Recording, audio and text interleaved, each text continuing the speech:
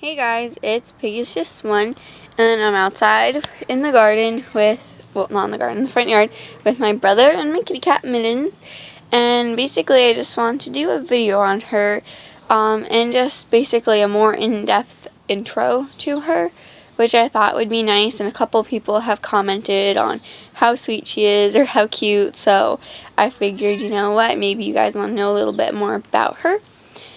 So right now she has an itchy ear.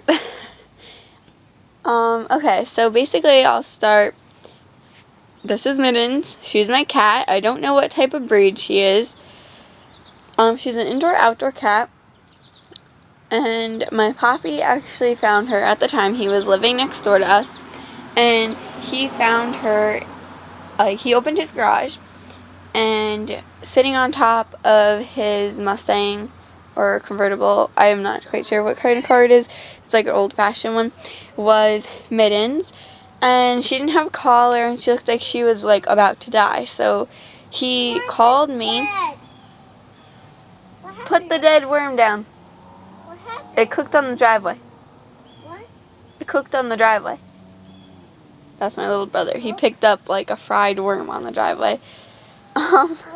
Yeah. Okay, sorry about that.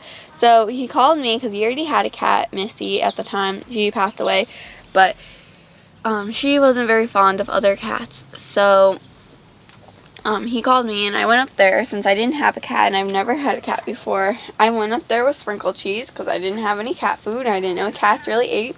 And she followed me down and eating sprinkle cheese because she was pretty desperate and just wanted some yummy food to eat. And hello, sweetheart. She ate the food, and she followed me down onto my deck, and I tried to bring her in the house, but my mom wouldn't let me because my Gammy's scared of cats, and she said she couldn't come in the house, and so I ended up crying. It was like in 4th grade. So I was crying because I felt bad for this poor kitty cat that was really friendly. So the next thing I did was I picked her up, and I checked to see if she was a boy or a girl, and I decided to call her Mittens. And once I knew she was a girl, I named her Mittens because I always wanted a cat named Mittens, even though she doesn't have like the mittens markings like on her paws anyway. I was like, that's Mittens, and yeah. So I brought her home, and she lived in my brother's playhouse, which was like a log cabin plastic house. I brought out a Tupperware with, I got some sand, and from the sandbox he had, and put that in there to act as a litter box, and surprisingly she was litter box trained. And I put a poster saying I had found a cat. If anyone wanted to claim her, they could. I also brought out several quilts that my mom wasn't really happy about because I used the good quilts and not the bad ones, and I put them outside, and I made her a little bin with a little cardboard box with quilts, and I took a tarp and put it over the house, and I opened one window on the one side of the house, and then it had a half door, so I figured if something came in there, she'd be able to escape. And basically she lived out there for about a month, and it was in the middle of winter, and I was really worried about her. And once my parents realized she was a good cat, she wasn't going to scratch my younger brother, and she was loving and stuff, they said that maybe we could bring her inside. So I begged and begged, and we set up a spot in my basement for her, and then she lived down there for a couple weeks, and they realized she was really good, didn't scratch furniture, and they said she could come upstairs. So now she has her bed and food and everything downstairs, and that's her main living area. And she comes upstairs during the day when we're awake, and she hangs out with us, and she also spends part of her day outside because she loves to be outside. I try to keep her inside, but ever since she was abandoned and stayed outside, you know, she just loves being outside, and she cries if we keep her inside. Like, she goes meow, does this really like terrible meow every time we try to keep her inside. So basically we let her out, but she's not allowed outside when it's dark out because I worry, because we have like coyotes and stuff by us, even small bears, so I didn't want her to get hurt ever. And that's basically Mittens' story.